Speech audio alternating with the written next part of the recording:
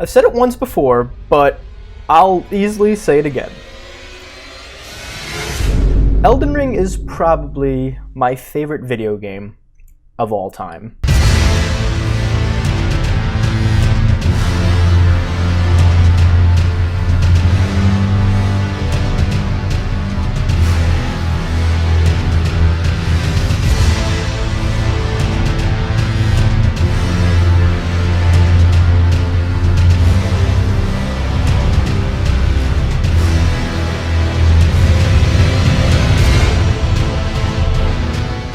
This game is awe-inspiring. Actually, no, that's not even close enough to describe Elden Ring. I don't even think there's a proper word or phrase that can define how spectacular of a game Elden Ring is. But there is this video that you're watching right now that will do a pretty goddamn good job at explaining how. I'm serious, this game broke so much ground when it released back in 2022, and then it continued going above and beyond and claiming its greatness even years after, with FromSoft's largest DLC ever made, and what seems to be a fairly popular multiplayer spin-off game. It's completely fair to say that Elden Ring has cemented its place as one of the best video games, not just of 2022, not just of the current console generation, but of all time. A game that took a formula many have grown up with over the past 15 years, and supercharged it into the cosmos. The Souls community rejoiced with Elden Ring smashing expectations when it dropped.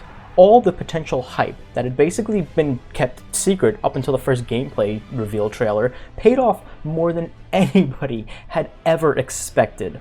I mean, that's one of the best things about Elden Ring, is the hype leading up to this game actually paid off. Something many large-scale games nowadays could never achieve with how the gaming industry has shifted in the last several years. It's amazing, it's outstanding, but truly a spectacle you have to experience yourself, because a simple video explaining why Elden Ring is so great could never do it any justice as to how great it really is. But fuck it if I'm not gonna try. Delve into my retrospective of Elden Ring, my favorite video game ever made. Before this game's marketing really kicked in, we only had one cinematic trailer to watch from back in 2019. It really didn't give us much info aside from some spooky renders of a few bosses. Bosses we had no idea would rattle us once the game was out. There was so much speculation and theory as to what this game would have in store for players that literally the possibilities were endless. It wasn't until Summer Games Fest 2021 when the first real trailer showing off Elden Ring dropped, and dude, seeing this game finally after a 3-year drought of information was the most amazing trailer experience I've ever witnessed for a game. Excluding maybe Grand Theft Auto 6 in 2023, but don't worry about that. And look, only a few months away from release, February 2022! Oh my god, the clocks were set, and I was feverishly counting down the days until this game's release. And then finally, it arrived.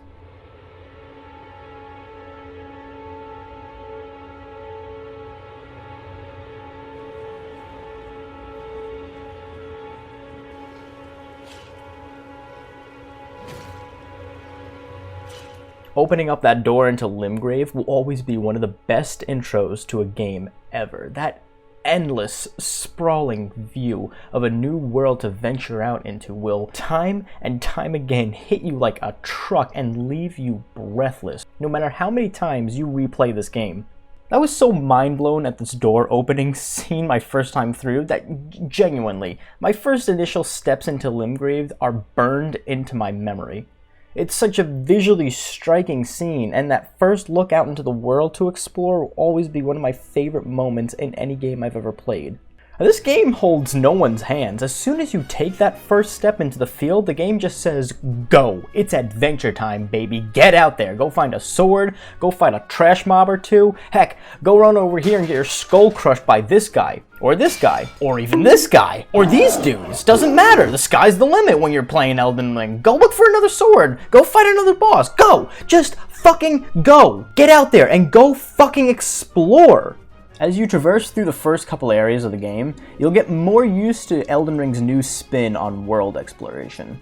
Let's be honest, the Souls games have always had a slower, more meticulous approach to exploring their worlds. One of the staples of the series is the exploration aspect of the games. I mean, these games are known for rewarding the player for actually going off the main trail to find hidden secrets, you know, leading to like items, quests, secret bosses, things like that. For the most part, Elden Ring packs a lot of rewarding things for you to discover as you explore its enormous world. Basically everything I just mentioned, armor, weapons, characters, bosses, all darted across every tiny corner of the map of the lands between for you to eventually stumble upon in your journey. I mean, sure, I'll admit it, there's some caves and mine shafts that may have a lackluster item or some repeat bosses, but for the most part, when it comes to the main meat and potatoes of the overworld, many of the hidden areas and lesser travel paths lead to some amazing parts of the game.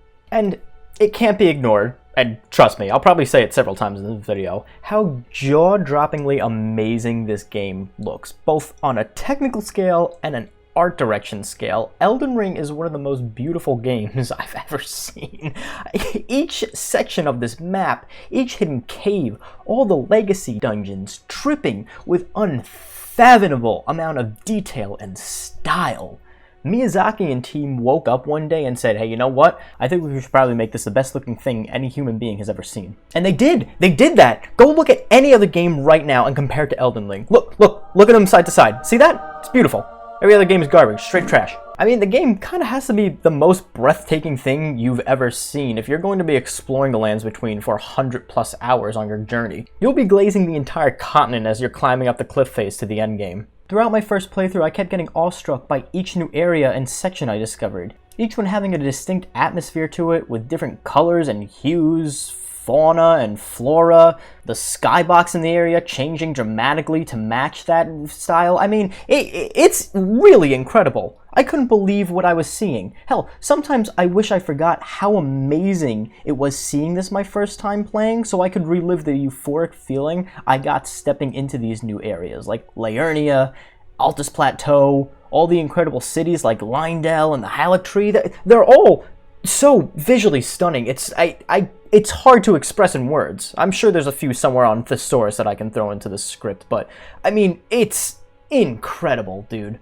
Same can be said about all the armor and weapons you'll pick up throughout your journey. Baby, it's drip o'clock in Elden Ring time, so make sure you're fashion Souls maxing as you play. You gotta stay ahead of the Souls fans' very passionate and dedicated cosplaying sub-community. You see, Elden Bling will always be in session, and it's up to you to look your Elden best as you curb stomp those bosses on your adventure. What stupid line. I mean, that's the beauty of it, after all, in any grand fantasy adventure game. Discovering new armor and weapons, and then using those to defeat challenging foes, only to finally overcome the big bad at the end of your journey and come out as the top dog. The tried and true fundamental of any fantasy adventure game. Something our grandpas and grandmas were doing back in the 70s with early tabletop RPGs like D&D or more. Elden Ring is a wondrous amalgamation of every classic fantasy adventure we've played or watched in a movie or TV show at one point in our lives. Hiking all the way through the lands between to set atop that Elden throne at the end of your game is one of the best campaigns in all of gaming history. But, you know, it's important to note, however, alright, okay, no, that's fine. First try? Can't be. Holy shit. It's getting to like that point now. Like now it's just like fucking stupid. This was a bad idea. This was a bad idea. I regret moving this direction. I'm sorry. Alright. Fuck this boss! Just gotta run to the left. See? Easy. Dodged it. Perfect. That god! Uh-oh.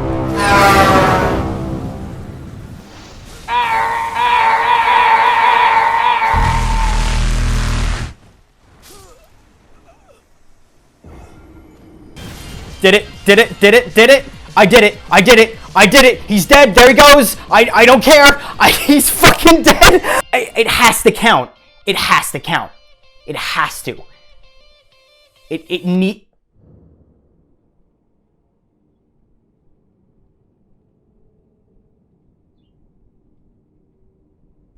that this adventure will be one of the most soul-crushingly difficult experiences you'll ever have as a young gamer. I think another safe statement that can be said about Elden Ring is it's easily one of the most difficult games I've ever played. I know that's not going to be the same for everybody, trust me. I'll put it like this. I've been playing the Souls games since Dark Souls 1. From humble beginnings, like not knowing a single thing about humanity or what poise was, to my long and in-depth delve into Dark Souls 3 and Bloodborne to the point of knowing those games better than the back of my own hand, to a near-decade later going toe-to-toe with a demon samurai grandpa and decapitating him after what was one of the most intense boss battles I've ever fought in a video game. The late 2010s was when my idea of gaming flipped after a friend had introduced me to the Souls series, and I've been addicted to being shattered over and over again by difficult bosses in this franchise, only to come back after God knows how many tries to dish it right back into the boss's face and finally defeating them. The series' identity of being challenging but rewarding is something that I don't think any other game series has come close to in terms of satisfaction. That rush of astonishment and catharsis upon defeating any of the hard bosses in any of the Souls games is unmatched, something I can't get enough of when I'm playing these games. Now, cards on the table, I'm not saying I'm the best Souls player in the community, far from it, but I've been around the block and I got a pretty good idea on how hard these bosses can be and when those bosses hit that level of satisfaction during a fight. So when I say Elden Ring was easily the hardest experience I've thrown myself into in this franchise, I just want you guys to know I'm not blowing smoke here. I'm serious. Realistically, I'd say Sekiro is the only contender in terms of difficulty in the series that would match up to Elden Ring. Sekiro's complete flip of the Souls combat into a new playstyle was an enormous learning curve for what I think was everybody back when it came out. I'd be kidding myself if I said nowadays Sekiro is easy. It's still a painfully tough game. Miyazaki and team probably saw Sekiro as a good measure of how far they can push difficulty in a standard Soul-style game. With Elden Ring, they went back to the traditional Dark Souls formula many had been used to, that being your skill in a boss fight would come down to your character's different stats and your ability to be a sharp dodger and know when to take your openings to attack a boss when you're fighting them. No more spamming parry until you stance break your dad in an intense fight. Now, this is fine, and truthfully, as much as I love Sekiro's combat, I never get tired of the traditional Souls combat that has been a staple in the game since Demon Souls and Dark Souls 1. When it works, and Elden Ring takes an already great gameplay style and packs in a ton more elements, expanding on the combat style we all know and love, and elevating it into something unique and fresh. Now these here lands between sure are a romp in the hay, and there are plenty of areas in the map that will have you screaming bloody murder due to how tough some of the enemies can be. Heck, there's some trash mobs in the later game that'll make you question if you should really even be in this neighborhood with how hard they can hit you for. But we all know what the real challenge is in this game. We all know who's responsible for sending countless PlayStation controllers through TVs or fists through monitors. The bosses. Yes, what everyone looks forward to in the Souls games. FromSoft's unequivocally goated bosses. The real stars of the series. From Trailer 1 back in 2019 when we saw those ominous figures just meandering about in their CGI cutscenes, we knew that all these guys were going to wipe the floor with us when this game dropped. And wipe the floor they did. Holy fuck. Elden Ring has some of the most insane bosses there are in the series I've ever seen. I mean, the list is enormous.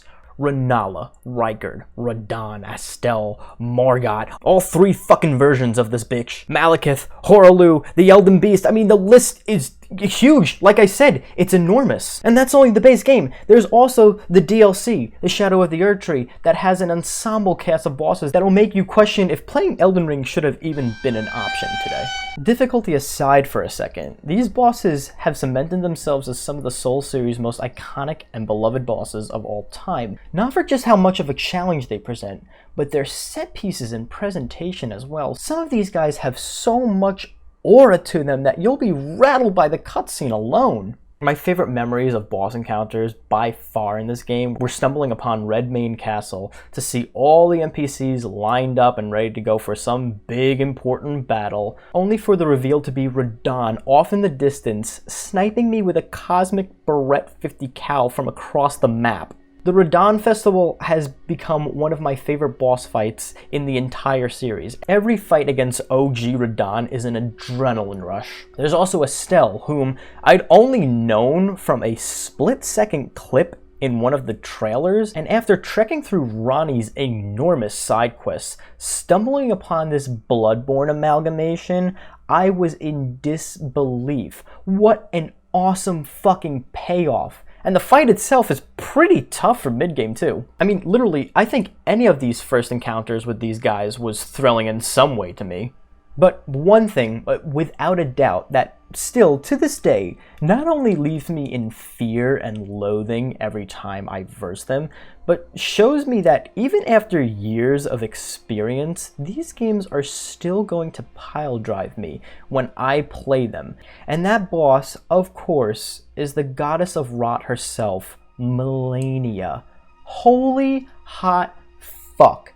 Never mind some of the other bosses having difficult fights by themselves, Malenia took boss difficulty to a level I never knew was possible. For a while, Malenia was hands down the hardest Souls boss I had ever fought in the series. I'll talk about the actual hardest one when we get there, don't worry, you know who it is. Malenia was such a difficult boss for me that after months of fighting her and not getting any closer to defeating this boss, I genuinely was sitting there asking myself if fighting her was even fair. How could a boss consistently keep stomping me over and over again like this? It was brutal, punishing, torture. I couldn't even defeat her on my first character. I had to replay Elden Ring on a completely different build style to even get close to going toe-to-toe with her on fair grounds. And even that was hard as fuck. Malenia is a boss that frustrates me beyond comprehension. From her insane speed, ridiculous chain combos, turn on a dime reflexes, and bullshit input reads, to the fact that she's the only boss that heals when she hits you. Oh, and of course, the most hated move of all time, her vicious and deplorable waterfowl dance. A move so quick and powerful, if you are one frame off from being in the correct placement of her arena, you can kiss the fight against her over.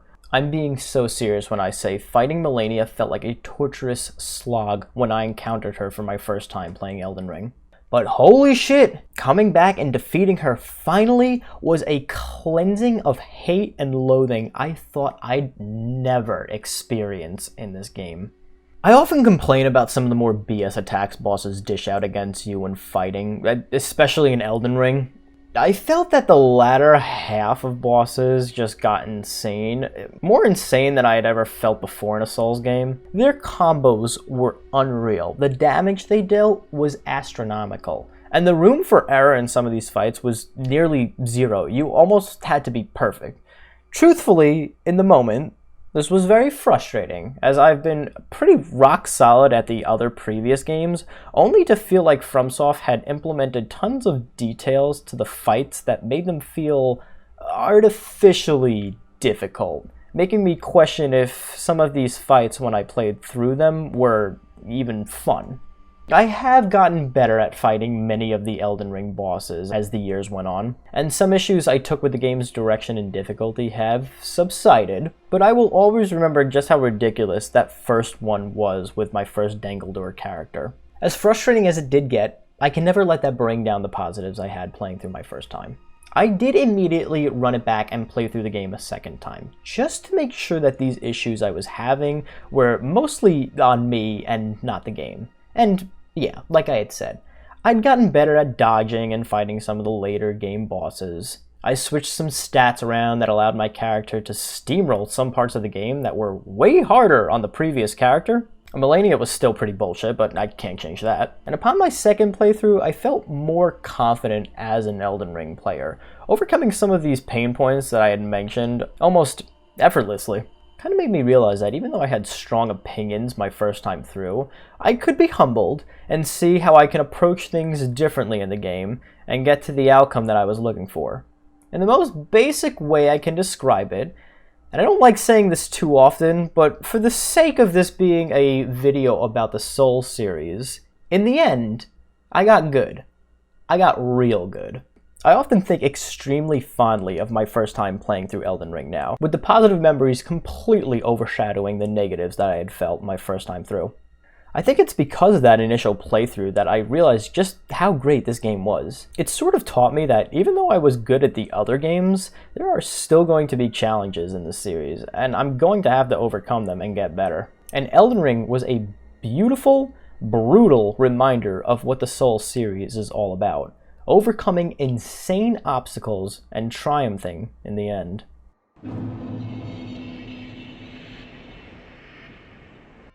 Ah, Shadow of the Erdtree.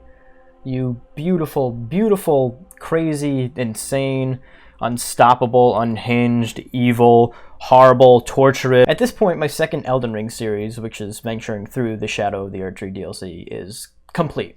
With two very in-depth, very tedious playthroughs of Shadow of the Erdtree, I have a bit more to get off my chest about the whole experience of the DLC. First off, and let it be known, I've stated it once, and I'll state it again. I'll state it until I'm purple in the face from lack of oxygen from stating it so many times. I didn't hate Shadow of the Erdtree. I did not. I found it very fun. I loved parts about Shadow of the Erdtree. But, there were, without a doubt, some things in the DLC that I did hate. Those things did not make me dislike the DLC. They made me frustrated that they were even included or incorporated into Elden Ring. And admittedly, even upon my second playthrough of the DLC, still bother me to some degree.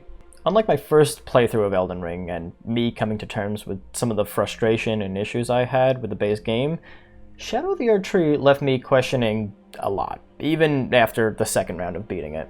Let's start with what I considered inflated difficulty, or kind of like I said earlier about artificial difficulty. The DLC was hard as fuck, like to a ridiculous level. I think in large part it had to do with the boss's damage scaling to your new Shadow Blessing level, added in as a new stat feature. Bosses would wipe the goddamn floor with you if you were not properly prepared with the correct Shadow Tree level. This is an element that I sort of took issue with in the base game. Bosses like Melania, Radigan, Placidusax, the Foreskin duo, they all hit you for an absolute truck ton. While this was frustrating, eventually I was able to gauge those bosses and figure out their timings and openings to fight back. With bosses in Shadow of the Erdtree, this neat little idea of time to play, basically moments where you're able to take those shots and attack back, were abysmal. So infrequent. It felt like running an uphill marathon only to be scissor kicked back down the hill when you were fighting a majority of these bosses. Bosses in the DLC have some of the longest, quickest, hardest hitting HP zapping combos and attacks that, for a majority of their fight, you're going to be spamming dodge and praying your stamina doesn't deplete before the boss's 3-minute combo gets finished. It really felt like you had to be a perfect computer to fight some of these guys. It wasn't just about learning your mistakes and figuring out how to adapt to the fight. It was an endurance fight. How long you can go, how much you can put up with for a sitting before the crazy-ass boss does a number on you, before you have to step away and give it a try a different day. That little thing I mentioned about time to play was actually mentioned by another Souls player YouTube that basically described it like this. You're not fighting the boss with how many combo strings and attacks they dish out. You're waiting. Waiting an absurd amount of time to perhaps maybe get one R1 attacking yourself, only to have the boss rinse and repeat another long-ass combo that will likely kill you in one hit. That is a perfect description on how it felt to fight a majority of these guys. How I had felt being knocked down countless times in the DLC. More than I had really experienced playing any other Souls game. And that was the true root of my biggest gripe with Shadow of the Erdtree. Not that the bosses were too hard, but that some of them were straight up just not fun. And it's not to say that there weren't any standouts and gems. No, there were. And in a way, I'm actually happy there are a few bosses in the DLC that I can call my favorites now. Rolana, the sister of Renala, who I hated the first time through, has now become one of my favorites in Elden Ring. She is horrendously tough, but she does have a lot of decent openings to take, and her fight is a real spectacle to behold. Midra, even my first time fighting him, was outstanding. Not as hard as some of the other fights, but still a decent challenge and an extremely satisfying end to the Frenzy Flame line of lore in Elden Ring. And of course, I stated in his video when I defeated him, the GOAT himself, and now my favorite fight in the entire series, Mesmer the Impaler.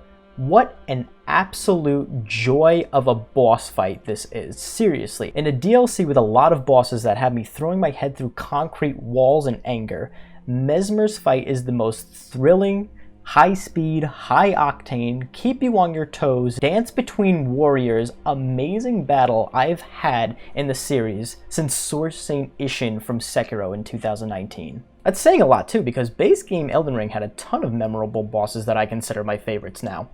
So for this guy to come out of nowhere and skyrocket to the top of my list was something I really wasn't expecting when playing through Shadow of the Erdtree. He's easily the star of the DLC, and if I ever give Shadow of the Erdtree a third run through, I'll be fanatically looking forward to clashing with him again. Other than the bosses and difficulty, the one other thing I'd say that definitely needed rework, or a second opinion before the DLC shipped, was the Shadow Tree fragments. Again, I didn't hate this new element, but the way they incorporated the fragments into the game, I think, ruined the already great idea that the base game had established with golden seeds. I feel they came up short in their potential to be an actually decent addition to the game in order to help balance out the DLC for players who had already had an extremely high-leveled character. Running around the map wasn't necessarily the issue, it was more of how they were hidden around the map. There should have been an excess amount of fragments scattered throughout the Shadowlands, like golden seeds were on the base game's map. Instead, they are in very specific spots darted around the map in some areas that are actually pretty difficult to trek through. You're still exploring the map and looking for items to help you on your adventure. However, getting to these fragments is boiled down to only taking one route in some cases. Like, for example, going through half of Castle Black, through several ravines and mini-dungeons, only to get to the Abyssal Woods to find 3 down here. Or fighting, in my opinion, the worst From Software boss ever placed in a Souls game in order to obtain a total of 5 just sitting around. It's pretty clear the fragments are not just fun little options for your character's boosted strength in the DLC. They're basically mandatory. The fragments were part of the controversial discussion going on about Shadow of the Erdtree late last summer. People were saying, oh, you're playing the game wrong. You gotta get the fragments. Well, yeah, okay. Getting the fragments is fine. There's no issue with getting the fragments, but they don't make it as necessarily intuitive or interesting as they did with the golden seeds, which was a huge part of the base game's health progression system. Honestly, I think one really great way FromSoft could have fixed this was to have more fragments throughout the Shadowlands. Make it a more common item, either by hiding them in mini-dungeons, which are all over the map and are very, very fun to explore in the DLC compared to the base game's mini-dungeons, or by having a number of the main bosses, or heck, even all the main bosses, even some field bosses, drop them upon defeat. This would have made obtaining them less tedious, and even more so, push the player to go out and explore and fight big bad guys they came across as they ventured deeper into the new map. Exactly how Elden Ring had done with the golden seeds, while also incorporating a similar award system that Sekiro had with defeating some of the bosses, giving the players life beads and boss remembrances, which both boosted your attack and life points. The fragments were a great idea, and I did like them. I just think they needed a little bit more refining before, well, we got what we got. And finally, one last thing to mention about the DLC, Radahn. Oh, promised consort Radahn and Miquella. You bitch-faced little twink motherfucker. How you poison me so. I hate this boss.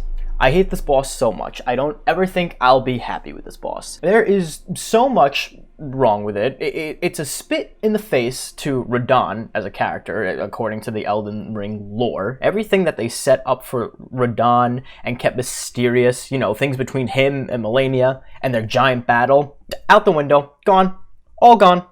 Giant pile of nothingness. It takes all the presumed lore and backstory about Miquella we had learned in the base game and throws that out the window too. I guess in some stupid way to subvert our expectations, which, like, fuck that. A majority of the player base in some way expected Godwyn the Golden to be the final encounter, a boss that we had only really seen in this form, and I don't even think this counts as seeing the character. And, you know, maybe Miquella was going to help us out, or maybe he'd be incorporated into the final boss in a different way. Something cooler than whatever this stupid phoned-in plotline with Radahn being revived as Moog, and it was all a part of the plan. Malenia and Radahn fighting because it was all to Miquella's design. It's a level of stupidity in writing that I really never thought I'd see in any of these games. Miyazaki is usually to a fucking T when it comes to backstory and lore of all his characters. I don't know what happened here. You're telling me that all of this was according to plan because of this guy?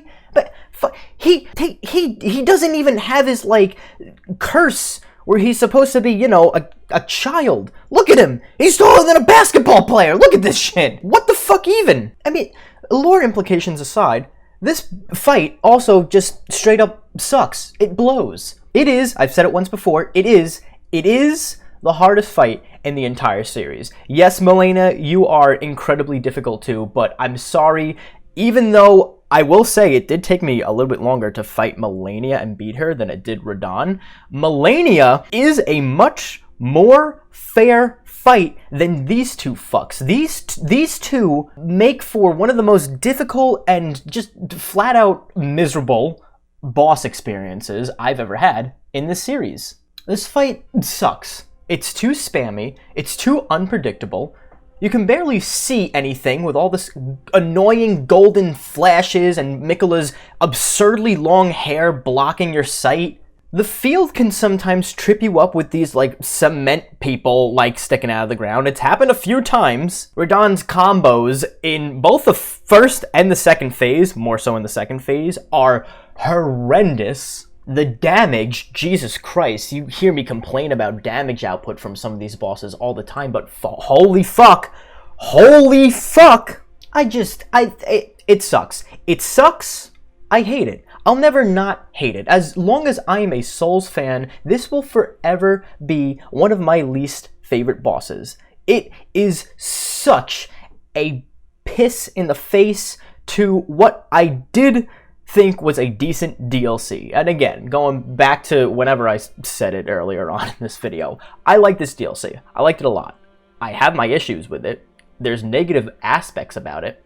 But I have to reiterate it as much as possible because I know, like last year, this was a hot topic and you couldn't have nuanced opinions about this DLC for some reason.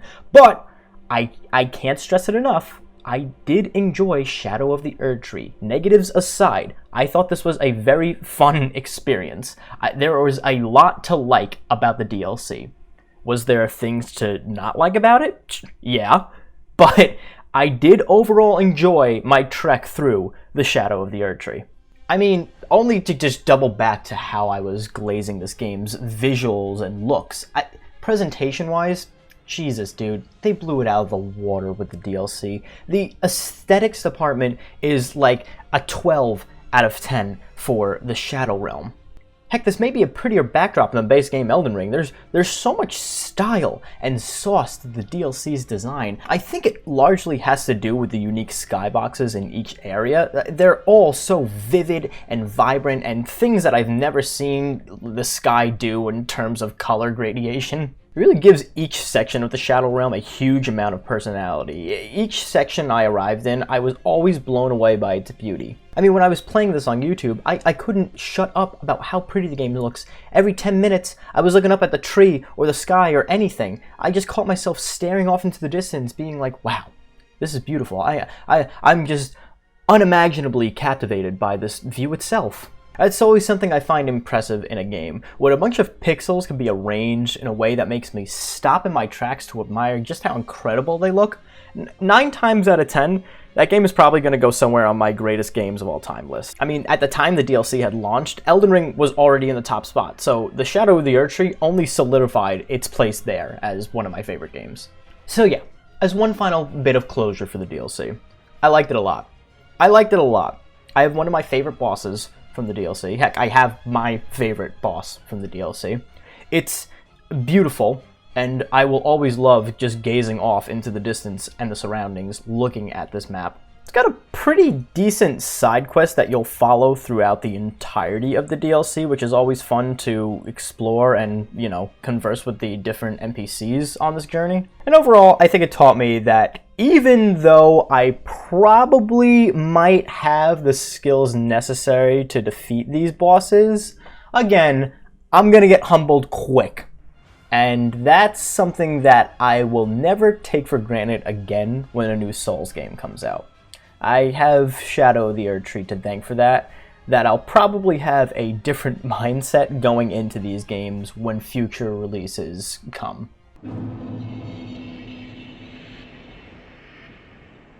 Looking back on how big this game is, it's crazy to imagine FromSoft's and Miyazaki's humble beginnings with this series and Demon Souls and Dark Souls 1, and I mean, heck, all the games that superseded this from years before. What used to be a niche little gaming community of fantasy nerds who had a 50% chance of reading Berserk beforehand has now blown up into a juggernaut of a player base, and the series itself has become a titan to be feared amongst other game devs, just because of how good these games are and how much they resonate with their fans. This series is a huge part of my life. I can never thank my buddy enough for showing me Dark Souls 1 more than a decade ago. Without his recommendation to the series, I'd never have gone on to try out Dark Souls 3. I never would have spent time in college running through Bloodborne on my roommate's PlayStation 4. I never would have had the excitement of picking up Sekiro day one and being punished by its new and engaging playstyle. And of course, I would never have made it to Elden Ring, my favorite video game ever made. And like, I gotta hammer that point in on how insanely important this game is to me. I've had plenty of games throughout my life, whether or not I was a kid and the game meant a lot to me when I was younger, or it was a game that positively impacted me in my late teens or early 20s when I actually started playing larger scale games. For Elden Ring to come along and take the top spot, I mean, it's just so hard to describe without talking about this game and glazing it for 39 minutes. This is one of the best games ever made. It's my favorite video game in the entire world, and I implore anybody who has never picked up any of the Souls games to go out there and try one for yourself. Even if it's not Elden Ring, just to give it a shot and see if you like this style of game. And then when the time is right, or you feel you can just jump into it immediately, I 1000% recommend playing Elden Ring to experience one of the most legendary, out-of-this-world video games ever created. I assure you, it will be one of the most incredible gaming experiences you'll ever have. I love you, Elden Ring. I mean that from the bottom of my heart. You are the best.